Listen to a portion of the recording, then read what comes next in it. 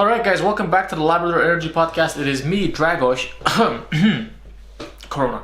And I'm basically doing this episode solo. It's episode 48. I have a couple of other ones with people coming up, but I just wanted to kind of do a bit of a roundup of things that have happened in the past week, in the past couple of days. And I've actually written a bit of an outline of what I want to talk about today on this particular podcast. It's an update on the shows, a little bit of an update on the YouTube situation, how that's kind of been going, update on TikTok, Corona, and then kind of the jokes that I've been writing. And as well, give you a bit of insight into the writing process as it's happening now, right? So in terms to kind of give you guys a bit of an update on the shows, no shows still. I've kind of been doing some online shows so far, which are actually not that bad, in the absence of everything, considering the situation. They're actually pretty decent. So I've been doing some shows online. I did the one run by Tyrone and Daniel, which is called, was it Crazy Sexy Berlin on Sunday. It was like a Zoom chat. We had like about 20-25 people. It's pretty decent. You can still, everybody keeps their mics on, so you can kind of still hear what they're saying. So it's not too bad. And other than that, like I'm supposed to do a show.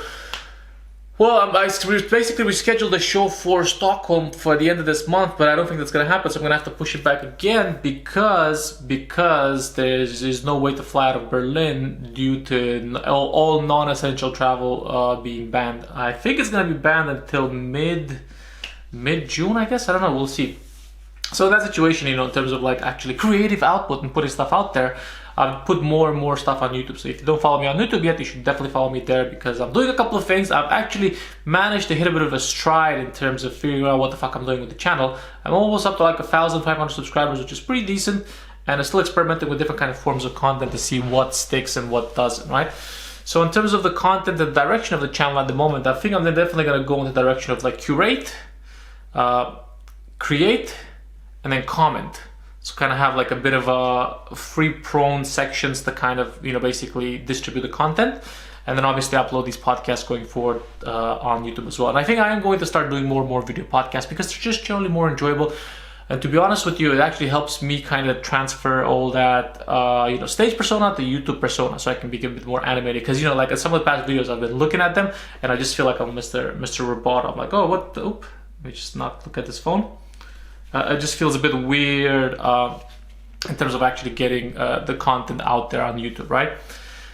So far so good. I've done a couple of reviews. Rich Pryor review has been really insightful. I had the chance to rewatch Richard Pryor live on the Sunset Strip, which it's a really good stand-up special if you haven't done so far, if you haven't watched it, because it really kind of shows you why Richard Pryor is viewed as one of the best comedians out there, because he is really well at, basically transforming that level of trauma that he had growing up and also in adult life into comedy. And again, as I've said in that particular review, it's a sense of vulnerability that has been able to, make the transition from his particular personal experience into content for the audience. So I'm definitely trying to kind of emulate, or again, not the material, but the overall vibe, the vulnerability into my live content. And I've had a couple of jokes that I think have done that. So we'll see how that works. I've also had a chance to kind of review Nanette, and also the one that I haven't posted the one yet is Carlin. I did Carlin's Life is Worth Losing. I think it's the special that's ranked as his best special from 2005, which is particularly dark, so I'm going to do a review of that. I don't know if you guys like Carlin, but it's definitely cynical, dark, and I see why. People in Serbia love it. I remember when I was in Serbia, a lot of people were basically telling me they love Carlin and Hicks. A little water there. Yeah, and in terms of some of the other videos I'm experimenting with, I wanted to do a series basically, with regards to growing on YouTube. The problem there is not problem, like the thing is you have to be able to kind of talk about either current event. You have to be SEO friendly, right? So if you're not familiar with YouTube growth and that direction, you have to be able to do content that is really accessible through SEO. So that's what I'm going to try to do with regards to creating videos in a particular direction. And I think the best way to do that is either with the review or the comment. The comment and the curate aspect of the channel. To be honest with you, I just want to curate dog videos. That's because it's the one that relaxes me the most at the moment, to be honest. So we'll see if I actually end up curating a lot of dog video for the YouTube channel. But so far so good. I've been posting. The growth there is quite. I haven't quite hit the growth engine for YouTube, but I'm posting it on Facebook, Reddit, so it's been getting a lot of good kind of traction. And Also, I've been using a lot of this time to be able to improve my editing and to be able to, do more subtitles and kind of, basically kind of comb for some of my old material and get some of the good stuff out of there. Which, by the way, a lot of the material that I've subbed for YouTube, I've also kind of put onto TikTok. And the TikTok thing has been working out pretty well so far. I'm almost kind of coming close to 10,000 followers on TikTok. So it's definitely an interesting platform. I mean, I have been spending, I'm looking at it at the moment. Okay, so basically the problem with the TikTok thing, oh my god, the thing with TikTok is it allows you to basically put content out fast, short format, and the discoverability aspect of TikTok is much better than any other platform, because basically you go there and you just you get so much content per minute. So that's one thing that's been working out well, and that's going to be feeding into the YouTube subscribers as well. But with TikTok, what I've noticed is I think the algorithm, the way that it works there, it just keeps showing it based on your Facebook data, because I've logged in with my Facebook. So I get a lot of Romanian based subscribers, so a lot of young Romanians. So if you're here and you're a young Romanian, leave a comment. Let me know what you think. Well, how did you come across my stuff? And maybe also I'm gonna maybe do a Q&A at one point. Let me know if you have any questions. So yeah, a lot of the time has gone into that particular avenue of expressing myself. I haven't actually been expressing, it's actually been editing, so it's still pretty administrative. But I have basically been kind of considering doing some original content in terms of skits and stuff, but I don't know, it still feels a bit weird to do that for TikTok. In terms of the Corona updates, it's not that bad in Berlin, man. I guess the thing is, the restaurants are opening. So a lot of the restaurants in Berlin are open with seating, which means that basically you just sit down at bars. I've walked around last night. Well, technically, if you have a kitchen, you can reopen in Berlin. So that's how it works. If your kind of venue, restaurant, whatever has a kitchen, you can reopen and you can take groups that sit at separate tables. So that's been happening quite a lot. I've been walking around, and to be honest with you, I think you could potentially do comedy shows in those venues, but it hasn't yet gotten the go ahead for the comedy shows, which is very frustrating still.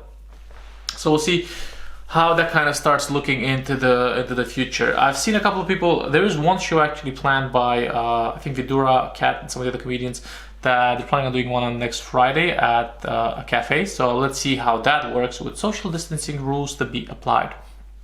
But in terms of other stuff, Corona stuff, don't know anybody that died yet, which is good, I guess. Don't know anybody that has had it. A lot of people claim to have had it, but in kind of like, I think I had it because I was kind of sick, right? Which is very possible. And then the other aspect of the Corona situation is, it's kind of really been, the whole Corona vibe has been really polluting my creative outflow, because it has been forcing me to write a lot of, it hasn't really been forcing it. With creativity and you're writing jokes, you have to take the things that surround you and turn them into comedy, right? So the problem is, a lot of the stuff that's been surrounding me so far has been Corona news, Corona everything. So it's been a bit difficult to turn that into comedy. However, I have kind of been playing around with the idea of, going where you're not supposed to go. So for example, within the context of the Corona situation, are we allowed to do jokes about Corona? And if we are allowed, then where is the line that you don't want to cross, and how do you play around with that? So I've been experimenting a bit with the idea of writing jokes in that direction. I personally wanted to write a couple of jokes. I mean, when I went into this Corona situation, I wanted to write less dark jokes, but what I'm coming with out of it is actually more dark jokes. So for example, the other day I was thinking of, how do you write jokes about the victims of Corona, right? Because that is one thing you should not touch. People have died because of Corona, have died due to no fault of their own. Well, debatable if they were living a very unhealthy lifestyle. It might have been their fault. But it's basically arbitrary who dies, and let's say you don't have a lot of fault in it. So I was thinking, okay, so how can you make jokes about the victims of Corona? That has been one of the questions on my mind, but in a way that is not offensive, right? And this particular question has actually led me down a path of discovery. Long story short, it led me to watch a lot of, one video a lot of times. And that video has particularly been the execution of communist leader Nicolae Ceausescu. And the reason why I've watched that is because it was one of the first executions that was televised. It happened on Christmas Day. Good job, Romania. And the other point is, it was a moment in history, in recent history, I mean, we've had a couple of more, but it's a moment in history where somebody dies, and then a lot of people are happy because that person died. So not only are they happy, they're celebrating it, right? So I figured, okay, the angle of writing the Corona jokes in my particular thought process was like, I need to figure out who are we happy to see go? Let's say in the context of Corona, people dying, which group of people are we happy that they died? So then you can talk about the victims of Corona, but then it's okay that they died because nobody liked them anyway. So then obviously the potential kind of areas where it's okay for people to die if they're rapists. Haha. If Bill Cosby got Corona in prison and died, well, are a lot of people gonna be sad about that? Is there gonna be a big ceremony? Of course, his family's gonna be sad, but then he did rape 50 women. So like, not that. Thanks, Corona. So this kind of vibe, right? So, you can expand that. You can play with the context of how far can you push the idea of it's okay that he died of Corona because XXXXX. So you can start from rapists, you can work your way through like child molesters, criminals, landlords, you don't have to pay rent, maybe your boss. I mean, it's terrible, but it's not that terrible for you if you get a promotion, you know what I mean? So kind of play around with this idea in this direction. And one actually crazy thing that I've noticed recently, I've been kind of trying to, coming out of this Corona thing, because the problem with doing Corona jokes from my particular process of thinking is that you cannot really take them out, how long can you do Corona jokes after? They have like an expiry date on them, right? So then the way that I've kind of been looking at it is don't talk about Corona per se, but more about talk about how Corona made you feel. Because I think there's a longer kind of like, there's a longer time frame that you can use, this made me feel this way and this feeling has stuck with me and has shaped the person that I am. You can take these type of jokes outside of the whole Corona situation. So that's kind of how I'm thinking about it. If you have any level of anxiety, how do you deal with the anxiety? Where does that take you? And again, I think like the personal struggle is a lot more relatable than just like, oh yeah, Corona, oh my God, toilet paper jokes. So that's been particularly good. And I've been focusing. The thing about, I think, there's been a lot of potential to take Corona news, really fucked up Corona news, by the way, out of the Corona situation and into wider social issues, which I'm trying to do more social issue jokes. I think as I kind of develop as a comedian, I want to kind of be able to push more into those, not political, but jokes that have some form of meaning. They have some form of reason to get remembered, right? I guess one of the metrics that I'm looking at for comedy is, how many people do remember what I've said at a comedy show. They leave the comedy show, but what do they leave with, right? So, one particular, there were two actual news articles that I was quite particularly interested to explore bringing and write jokes about. And one particular article has been the asparagus story. So I don't know if you guys are familiar, but asparagus is really big in Germany and a lot of other countries, and we are now in asparagus season. So there's this particular news story online about the need for the asparagus to get picked, otherwise there's massive losses within the asparagus industry in Germany and wherever, right? So this came out like mid-April, and the situation was as follows. Everywhere, Romania, all of Europe was in deep quarantine. No one was allowed to leave, complete lockdown. But the situation required that someone pick the asparagus. And that someone, as it happens, was basically a group of immigrant workers from Romania, which were actually out in Romania at that point.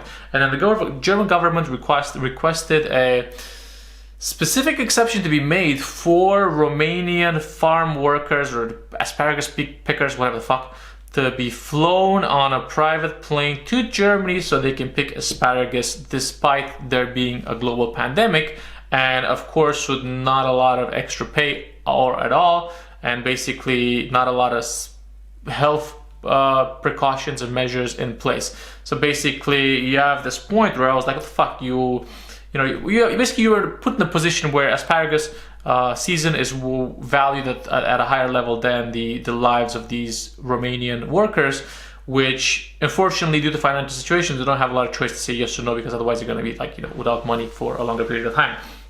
So you had all these people flying over to Germany to pick asparagus in the middle of a pandemic in shitty kind of health conditions, just so the Germans can enjoy asparagus.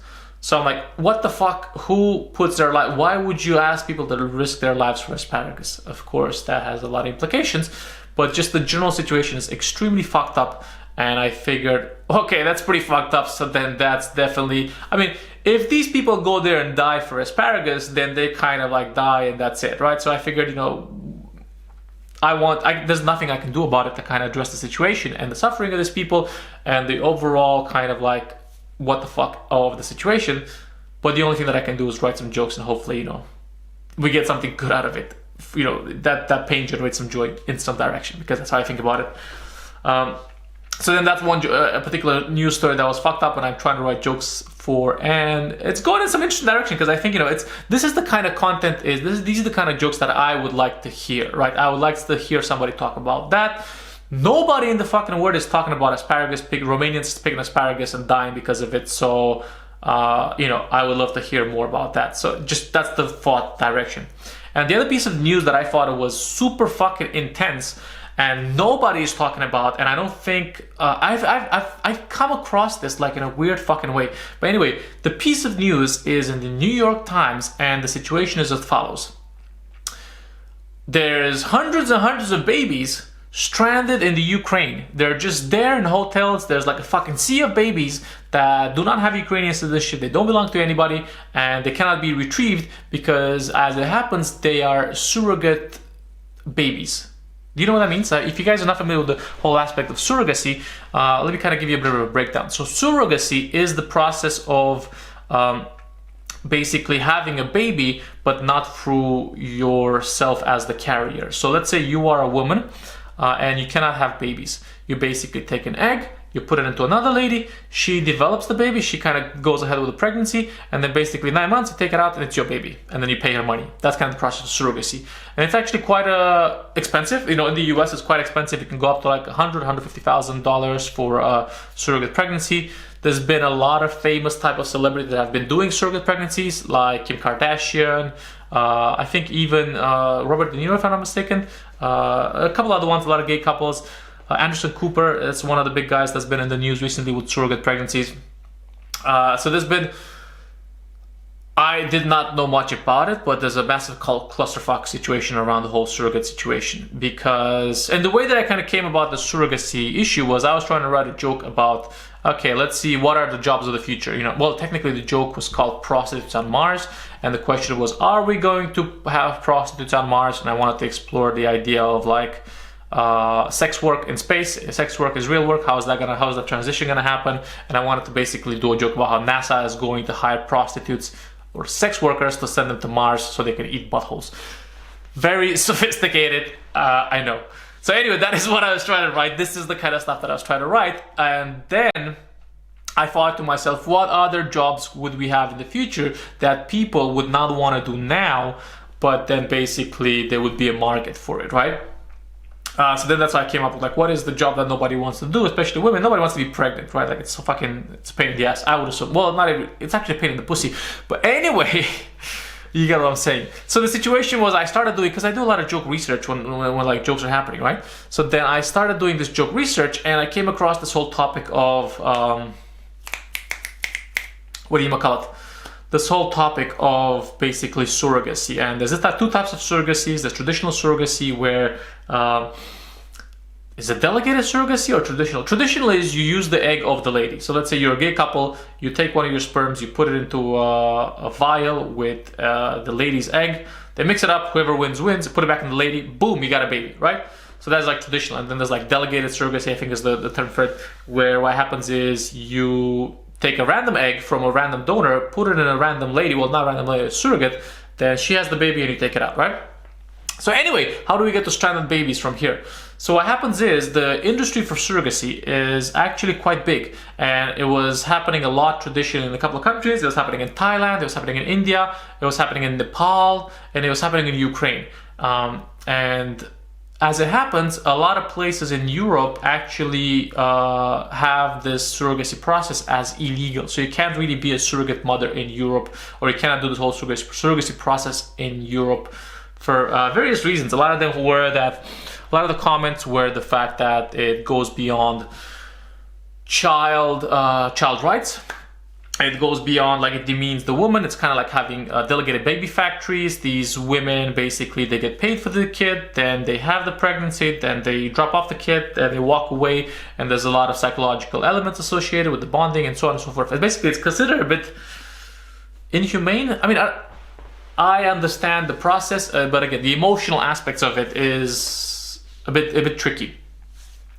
Anyway, long story short, Thailand banned surrogacy. I looked into this. Thailand banned surrogacies for, with the exception of basically immediate family connection. So you have to be related by blood to be able to be a surrogate. And Nepal banned it, again, because it's considered abusive and it's considered, it is pretty fucked up, right?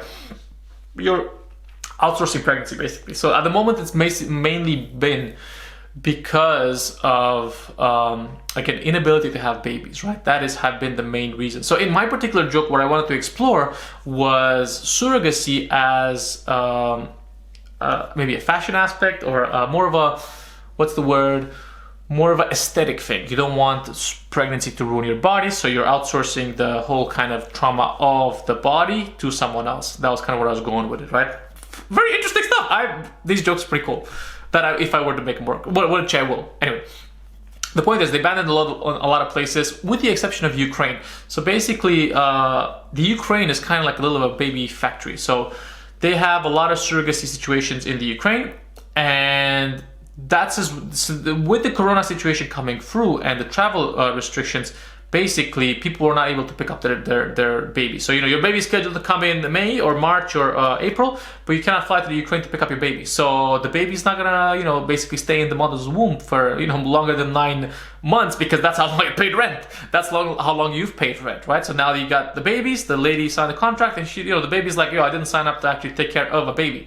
And obviously, if you start taking care of the baby, you have emotional attachment problems. So the babies are kind of just left in the hospitals, right? So then the problem is you have this harvest of babies like lined up to kind of happen, and there's nobody there to pick up the babies. So the maternity wards in the Ukraine are just getting backlogged with babies. Isn't that fucked up? So basically, they're not putting the babies in hotels, whatever. So people cannot go pick up their babies. And it's gotten so bad that they're almost up to like 1,000. They're predicting 1,000 backlog babies to just kind of hang around and would know what, which is what the fuck, right? Like, wow. So then I wanted to kind of write jokes about that. How would, basically kind of like, this is the situation, it's fucked up. What kind of funny stuff can we draw out of it? And then maybe also bring awareness to the topic. But I like the fact that it's fucked up. I always gravitate towards like, news or bits with like a little bit of despair in them. So anyway, now that you have all these babies, I was thinking, okay, what would be a funny joke? So how are they feeding these babies? You can't just go like for every baby. So I imagine it's the Ukraine, everybody's just in European, so just a couple of guys basically throwing a bucket of milk over the babies. Comedy. So yeah, that is where I kind of came across this particular jokes, which is, like I said, it's a bit of a fucked up situation for this whole kind of like pandemic stuff. Obviously, I was also looking at the news. I don't think I'm going to do any jokes about the US, just because I'm a bit disconnected and far away from that particular topic. But, unemployment in the US is like 40 million. What the fuck, right? That's like 8 Bulgarias. What is the US and Bulgarias? US unemployed in Bulgarias. So, but basically the aspect of like the asparagus pickers and the stranded babies, I thought they were really interesting topics that I haven't really heard a lot of people kind of talk about. They've been particularly glossed over, so I just wanted to take them out of the whole pandemic situation and kind of bring them into the post-pandemic world as comedy and a bit of social commentary on what the fuck world do we live in, right?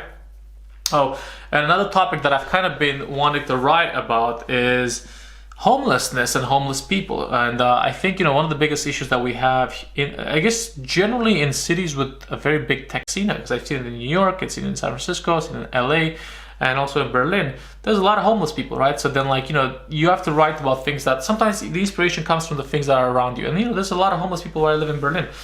So I figured, how I wanted to do a bit, this is how the process started. I wanted to do a bit about how can we reintroduce the homeless people that are on the fucking metro, street, whatever, back into society. So I was kind of exploring situations, how can we do that? We can't just give handouts, we have to introduce them in a way that, makes them productive and, helps them be fulfilled by the process of being back in, in society. So the situation kind of came about, like what kind of jobs can we get homeless people to do? So there's a particular type of jobs for people that are able to kind of, carry on and work in society as normal. And there's, the homeless people that have clear mental diseases. So the situation is, how can we introduce the people with mental diseases back into society? And that is the idea, the core where I wanted to start the joke at. So again, it's not about punching down. This is one of the biggest dilemma I had with this joke. It's not about punching down, but it's about bringing awareness to it in a way that maybe something might happen from there. So these are the kind of I think it's pretty cool that if I manage to make these particular jokes work, I think they'll be really cool ones to kind of it's things that I kind of want to hear about, right? Because there's so many comedians that do jokes about relationships, they do jokes about like the Trump and like my parents, and which I'm guilty of that as well to some degree, but like I want to hear different topics in comedy, like different ideas, different perspectives, different problems, and problems that are not just the mainstream ones. So then that's kind of how I wanted to think about it. So we'll see how that kind of works. I think I'm gonna do more of these. To be honest, like just talking to the camera like this for this podcast, I find it very helpful because I think maybe it helps me get the word out. You don't really talk too much here. Like my housemate's not here, and there's not a lot of talking happening on a day-to-day basis. But I don't know, this has been pretty cool, pretty helpful. I think this is kind of the roundup for this particular Labrador Energy Podcast, the solo episode, kind of give you guys an idea of what has been happening within my life, my thinking process. I don't know if you guys liked it, let me know. I am trying to do a Q&A at one point, so if you have any questions or you have anything on your mind, I want to do it more interactive as well, maybe start off more solo episodes. But if you guys did like this particular episode of the Labrador Energy Podcast, do subscribe, share it. I'm going to put it on YouTube, and feel free to interact. Let me know what you want to hear about. Questions, I can take questions. I can take topic suggestions. If you have anything particularly interesting that has come up in your life, or you know a particular topic that nobody has explored or talked about, please let me know, because that is the whole kind of concept of Labrador Energy, is you want to go and you find out different kind of things and you want to kind of work with those different things, right? So if you are interested in that, please let me know, hit me up, subscribe, and come back to the next episode of the Labrador Energy Podcast. Thank you very much for listening / watching, and subscribe, follow on Instagram, Spotify, TikTok, Pornhub. Follow me on Zoom. Can you follow on Zoom? I'm not sure. But thanks a lot, guys, and see you soon.